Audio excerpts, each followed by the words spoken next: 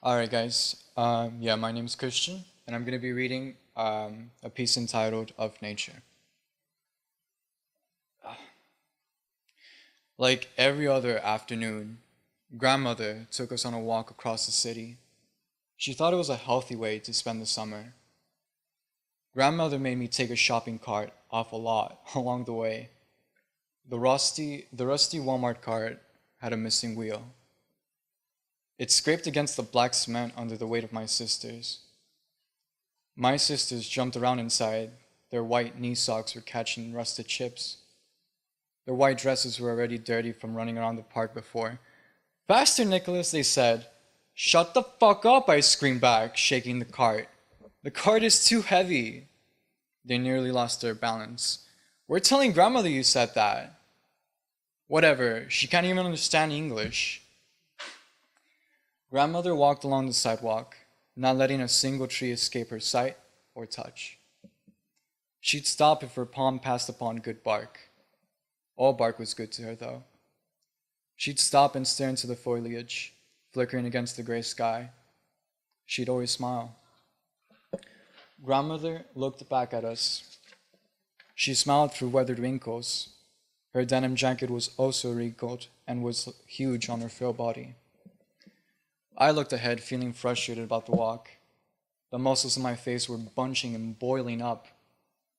But then a droplet sliced my cheek. I rubbed the remains of the droplet off and looked up. The murky clouds were swirling and turning black and blue. Soundless lightning streaked across it. The droplets fell and soon darkened the cement. It smelled earthy as the droplets doused everything else. The green trees and black road were now shrouded in the gray. The walls of water obscured any previous light. My sisters jumped out of the cart and ran off. They were blind against the pouring rain. They were screaming and slipping around in their formal shoes. They ran anyway. I laughed and stayed behind with grandmother, who walked even slower now. Grandmother bent her head back. Her mouth gaped open. Her jacket looked even heavier now as it pushed her head up. The rain softened her wrinkles. The dark clouds parted slightly, and a stream of light cascaded upon her. It lifted a veil of 100 years, making her seem young for just a moment. Grandmother said, "Mira, hijito, esto será un recuerdo que nunca olvidarás. You'll never forget this moment. You'll forever find yourself in the rain, and someday that will save you. You will remember that the rain isn't really ugly. It's rather beautiful. It's natural and beautiful. Everything of nature is beautiful. This world is so beautiful." A year later, I sat in a car, waiting for so long. The windows of the car were ablaze in white. I sat in the back, red-cheeked and dry-mouthed.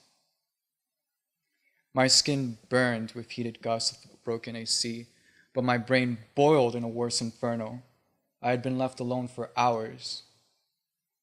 The passenger door opened and light rushed in. All I could see was the shadow of a figure. The figure lifted a body in. The body was dropped. It sagged in the seat. The door closed. My tears streamed down my cheeks. Grandmother's head hung to the side, unmoving. Cancer had killed off her curls. Her head was now gray. I stared into the gray. Everything of nature is beautiful. This world is so beautiful.